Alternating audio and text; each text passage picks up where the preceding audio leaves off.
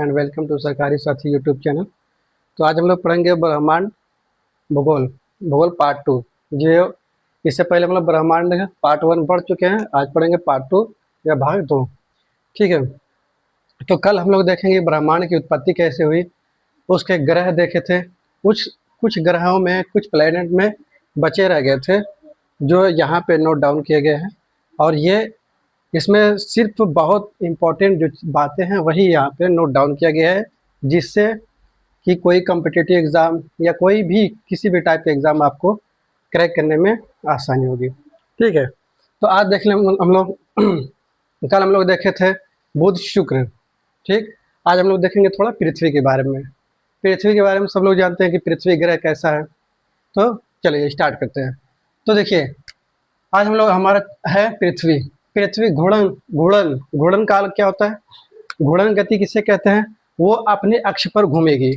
घूर्णन गति उसे कहेंगे जो अपने अक्ष पर ही घूमेगी। जैसे ये मान लो ऐसा इस टाइप का है पृथ्वी, ठीक है, इस टाइप की है, तो ये अपने ही अक्ष पर घूमेगी। मतलब एक चक्कर ऐसे करके, ऐसे अगर लगा रही है एक चक्कर, तो उसे हम लोग कहेंगे घूर्णन गति। मतलब एक चक्कर वो जो लगा रही है उसे हम लोग कहेंगे घूर्णन गति। परिक्रमा गति उसे कहते हैं जो सूरज का एक चक्कर लगाती है।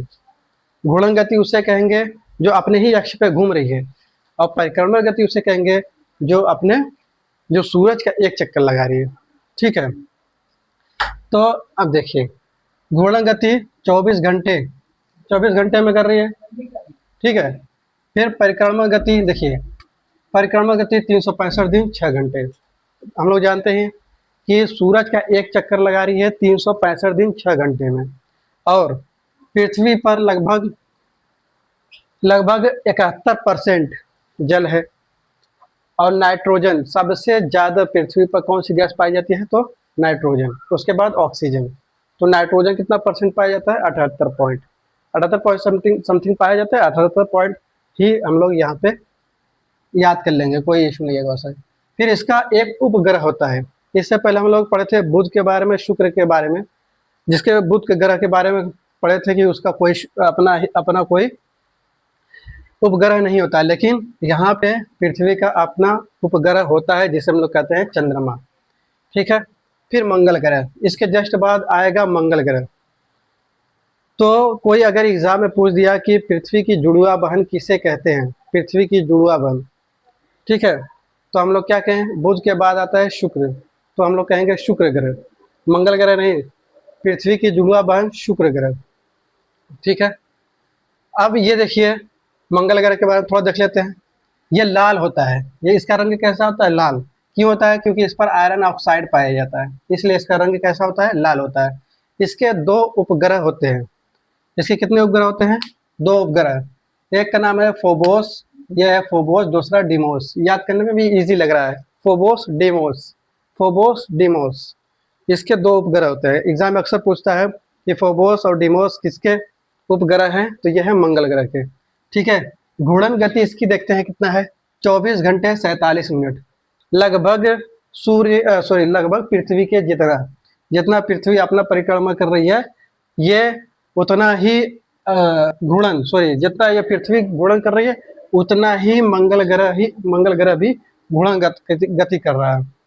ठीक है, परिक्रमण गति करने में लगभग 687 दिन लगते हैं इसको। और यह सबसे बड़ा ज्वालामुखी, सबसे बड़ा ज्वालामुखी जो होता है, ओलिम्पस मोन्स नाम का यह सबसे बड़ा ज्वालामुखी है। यह है मंगल ग्रह पर। थर्ड देखते हैं क्षुद्र ग्रह। हम लोग जानते हैं अच्छे से कि इधर देखिए, हम लोग जानते हैं कि यह हो गया बुध ग्रह, फिर ये हो गया सूर्य। पहले देख लीजिए, ये हो गया सूर्य, ये हो गया सन। ठीक, सन के बाद आ गया बुध ग्रह, फिर आ गया शुक्र ग्रह, फिर आ गया पृथ्वी, फिर पृथ्वी के बाद आ गया मंगल। कौन सा आ गया? मंगल ग्रह। अब मंगल ग्रह के बाद क्षुद्र ग्रह यहाँ पर एक पाया जाएगा, क्षुद्र ग्रह का। और यहाँ पे क्षुद्र ग्रह की एक, ये हम लोग कह सकते हैं कि परत पाई जाती है क्षुद्र ग्रहों की, जिसमें क्या एस्टेरॉयड, पत्थर वो जब बिग बैंग हुआ था तो बहुत सारे पत्थर क्या करने लगे कि हवा में ही सूरज का चक्कर लगाने लगे। उसे ही हम लोग कहते हैं क्षुद्र ग्रह। तो बुध, शुक्र, पृथ्वी, मंगल के बाद क्या आ गया, क्षुद्र ग्रह की एक परत आएगी, तो वही क्षुद्र ग्रह है। अब क्या होगा कि देखिए, कुछ पत्थर क्या होता है कि अपनी कक्षा से कुछ पत्थर जो इसमें से है, स्टोन है या एस्टेरॉयड है, वो अपनी कक्षा से निकल करके वो जमीन की तरफ आने लगते हैं। जमीन की तरफ आते हैं, पृथ्वी की तरफ आते हैं, तो वो वायुमंडल की परत से घर्षण की वजह से जो वायुमंडल में पड़ते हैं, जो हवाएं हैं, जो हवाओं की वजह से उसमें क्या होता है, घर्षण होता है, जिसकी वजह से वो आते आते जलने लगते हैं। उसी जलने की प्रक्रिया को ही, इसमें से एक पत्थर एस्टेरॉयड आया, जमीन की तरफ आया, वायुमंडल में एंटर किया, तब उसमें एक घर्षण होगा जिसकी वजह से वो जलने लगता है। उसे ही हम लोग कहेंगे उल्का कहेंगे। क्या कहेंगे उसे? उल्का कहेंगे। तब पत्थर को जो देखिए, पत्थर को वायुमंडल के घर्षण से जलने को, पत्थर जो है ये क्षुद्र ग्रह की जो है ये परत है, इसमें जो पत्थर वायुमंडल में एंटर किया या पृथ्वी की तरफ आता हुआ दिखा, वो वायुमंडल के घर्षण के कारण वो जलने लगा, जिसे हम लोग कहेंगे उल्का। अब यही उल्का जो बचा हुआ इसका पार्ट है, वो अगर धरती पर आके, पृथ्वी पर आके गिर गया, उसे हम लोग कहेंगे उल्का पिंड। उसे हम लोग कहेंगे उल्का पिंड। और इसी उल्का को ही कहते हैं टूटता हुआ तारा। इसे ही उल्का को क्या कहेंगे? टूटता हुआ तारा। कहेंगे कि मुराद मांगो, मन्नत मांगो तो पूरी हो जाती है, तो यही है उल्का, टूटता हुआ तारा इसको भी कहते हैं। ठीक है, तो जो जो पत्थर, जो उल्का पृथ्वी पर पहुंच जाता है, जो बचा हुआ उसका पार्ट वो जो पृथ्वी पहुंचा, तो उसे ही हम लोग कहेंगे उल्का पिंड। ठीक, अब आते हैं इसके बाद पुच्छल तारा। पुच्छल तारा क्या होता है? सूर्य की ओर। अब पुच्छल तारा क्या होता है कि इसमें से कोई भी एक स्टोन या एस्टेरॉयड, इसमें से ये जो क्षुद्र ग्रह की परत है, इसमें से कोई भी स्टोन अगर इस तरह इधर आने लगा, सूर्य की तरफ आने लगा, और आते हुए उसमें क्या हुआ, घर्षण हुआ, और उसमें क्या लग गई, आग लग गई। इस तरह से उसकी एक पूंछ बन गई, इस तरह से उसकी एक पूंछ बन गई, और उसमें क्या लग गया, आग लग गया, तो उसे हम लोग कहेंगे पुच्छल तारा। ठीक है, उसे हम लोग क्या कहेंगे, पुच्छल तारा। आगे देखते हैं फिर बृहस्पति ग्रह। ये पुच्छल तारा समझ में आया होगा, आई होप समझ में आया होगा, क्योंकि जो देखिए ये एस्टेरॉयड है, वो सूर्य की तरफ आ रहा है, वो जलने लगा, उसे हम लोग कहेंगे पुच्छल तारा। बृहस्पति ग्रह, देखिए ग्रहों का राजा बृहस्पति ग्रह किसे कहेंगे? अब देखिए ये हो गया। अब इसके बाद आ गया, देखिए मंगल ग्रह, फिर बृहस्पति, फिर शनि, फिर अरुण, फिर वरुण। एक और है, तो उसको अब नहीं पढ़ाया जाएगा, मतलब उसको नहीं पढ़ा, कुल 8 ही ग्रह पढ़ा जाता है। ठीक, तो यहाँ से हम लोग देखते हैं बृहस्पति ग्रह, इसे क्या कहते हैं, ग्रहों का राजा कहते हैं। ग्रहों का राजा कोई पूछे कौन है, तो बृहस्पति ग्रह है। ठीक है, ये घूर्णन काल 10 घंटे, 10 घंटे में क्या कहते हैं, वो अपना अक्ष का एक चक्कर लगा लेता है। परिक्रमा क्या है, 12 वर्ष, 12 वर्ष में वो एक साल, मतलब 12 वर्ष में वहां पर एक साल होगा। 12 वर्ष से 12 वर्ष 90 से अधिक अब इसके क्या है कि 90 से ज्यादा उपग्रह हैं। 12 वर्ष तो ये ले रहा है अपना परिक्रमा करने में, लेकिन उसके उपग्रह कितने, 90 से ज्यादा। फिर आते हैं शनि ग्रह। शनि ग्रह में देखते हैं, देखो छल्लों वाला ग्रह, इसे हम लोग क्या कहेंगे, छल्ले। इसमें ये छल्ले की तरह दिखाई देता है, इसे हम लोग कहेंगे छल्ले वाला ग्रह, छल्लों वाला ग्रह। सौर मंडल का दूसरा सबसे बड़ा, बृहस्पति के बाद अगर कोई भी दूसरा सबसे बड़ा ग्रह है तो है शनि ग्रह। कौन सा ग्रह है? शनि ग्रह। देखिए सबसे बड़ा, 100 से भी अधिक इसके उपग्रह हैं, जिसमें से एक इसका उपग्रह है टाइटन। टाइटन इसका एक उपग्रह, प्रमुख इसका उपग्रह है, ये सबसे बड़ा भी माना जाता है टाइटन।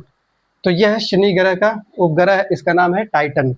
ठीक है, घूर्णन काल, घूर्णन काल कितना होगा, 10 घंटा, 10.7 घंटे लगभग। परिक्रमा काल 29.5 वर्ष लगभग, मतलब 29.29 साल के लगभग मान लो। तो परिक्रमा काल लगभग 30 वर्ष यहाँ का, तो वहां पर 1 वर्ष होगा। फिर इसके बाद शनि ग्रह के बाद आते हैं अरुण। अरुण में देखें कि ये कैसा होता है, इसका रंग होता है हरा नीला, हरा और नीला, क्योंकि इस पर क्या कौन सी गैस पाई जाती है, मीथेन। ठीक है, इसके 27 उपग्रह हैं। जैसे अगर कोई पूछे कि ये मंगल ग्रह का रंग लाल क्यों होता है, तो किसके कारण होता है, आयरन ऑक्साइड के कारण। आयरन ऑक्साइड के कारण जो मंगल ग्रह का है रंग वो लाल होता है। सेम उसी तरह से लिखा है कि अरुण ग्रह है, उसका हरा रंग क्यों होता है, क्योंकि मीथेन गैस उस पर पाई जाती है। इसके 27 उपग्रह और परिक्रमण का 84 दिन, परिक्रमण काल कितना है, 84 दिन। और घूर्णन घूर्णन करता है कितने दिन, 172 घंटे में। ठीक है, घूर्णन काल किसका, इसका कितना है, परिक्रमण 34 वर्ष, मतलब 34 साल का एक वर्ष वहां पर होता है। और घूर्णन काल अपने अक्ष पर 172 घंटे घूमता है, तो वहां पर क्या हो जाता है, ठीक है। तो ये 84 वर्ष वहां पे, मतलब इंडिया में अगर 84 वर्ष होगा तो वहां पे क्या होगा, 1 साल होगा। कहाँ पर, अरुण ग्रह पर। अब आ जाते हैं वरुण ग्रह। वरुण ग्रह देखते हैं, वरुण ग्रह सेम इसी तरह था, हरा नीला होता है क्योंकि इस पर मीथेन गैस होती है। और इसके 16 प्रमुख उपग्रह होते हैं, इसके 16 उपग्रह होते हैं। इसका क्या होता है, इसका प्रमुख जो है ट्रिटन, ट्राइटन इसको बोलते हैं, ट्रिटन या ट्राइटन, ट्राइटन उपग्रह इसका प्रमुख उपग्रह है। ठीक है, इसका परिक्रमण काल कितना होता है, 165। और घूर्णन काल क्या होता है, 16 घंटे। ये हो गया अरुण। और ये इस पर क्या होती है, सबसे ज्यादा तेज हवाएं चलती है, किस पर, वरुण ग्रह पर सबसे ज्यादा तेज हवाएं चलती हैं। अब देखिए, हम लोग जानते हैं कि पृथ्वी का क्या है, एक उपग्रह होता है जिसका नाम है चंद्रमा। चंद्रमा क्या होता है कि पृथ्वी, देखिए पृथ्वी की परिक्रमा, चंद्रमा क्या करता है, पृथ्वी की परिक्रमा 27 दिन 8 घंटे में करता है, 27 दिन 8 घंटे। ठीक है, लगभग पृथ्वी की तरह भी ये भी इसका भी काम होता है, एक्टिव होता है। 27 दिन 8 घंटे, अक्ष पर भी ये अपने अक्ष पर भी उतने ही दिन में घूमता है। ठीक है, इसका मतलब इसका घूर्णन काल और परिक्रमण काल दोनों ही 27 दिन 8 घंटे के लगभग ही होता है, किसका, चंद्रमा का। और चंद्रमा का अध्ययन करने को क्या कहेंगे, सेलेनोलॉजी, सेलेनोलॉजी, चंद्रमा का अध्ययन करने को सेलेनोलॉजी। ये इस पर क्या होता है, 27 दिन 8 घंटे इसका परिक्रमण काल और इसका घूर्णन काल। पृथ्वी तक पहुंचने में देखिए, जब सूरज की किरणें चंद्रमा पर जाकर टकराती हैं, टकरा करके जब पृथ्वी पर वापस वो आती हैं, ये सूरज हो गया और ये पृथ्वी हो गया, तो सूरज से पृथ्वी पर, और यहाँ पे मान लीजिए इसका एक चंद्रमा है, तो ये जाती है चंद्रमा से, यहाँ पे चंद्रमा मान लीजिए, चंद्रमा पे गई इसकी किरणें और ये टकरा करके फिर पृथ्वी पर आने में, देखिए सूरज की किरणें इस पर गई, चंद्रमा पे गई, ये हम लोगों का है चंद्रमा, चंद्रमा पे गई, अब इसकी किरणें वापस आकर के पृथ्वी पे टकरा रही है, तो उससे उस किरण को पृथ्वी पर पहुंचने में कितना टाइम लगेगा, तो 1.3 सेकेंड, 1.3 सेकेंड।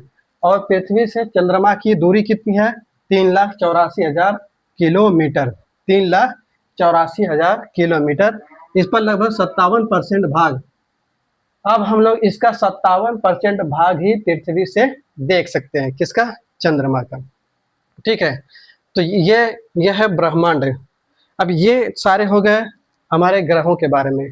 अब इसके बाद हम लोग पढ़ेंगे नदी के बारे में, पर्वत के बारे में, फिर उसके बाद हम लोग पढ़ेंगे हवाएं के बारे में, जलधारा के बारे में। तो ठीक है, फिर आई होप आपको ये वीडियो पसंद आया होगा। पसंद आता है तो प्लीज़ लाइक करिए, सब्सक्राइब करिए और ज़्यादा से ज़्यादा शेयर करिए। ठीक है, ठीक है, फिर मिलते हैं नेक्स्ट वीडियो में, तब तक के लिए जय हिंद, जय भारत।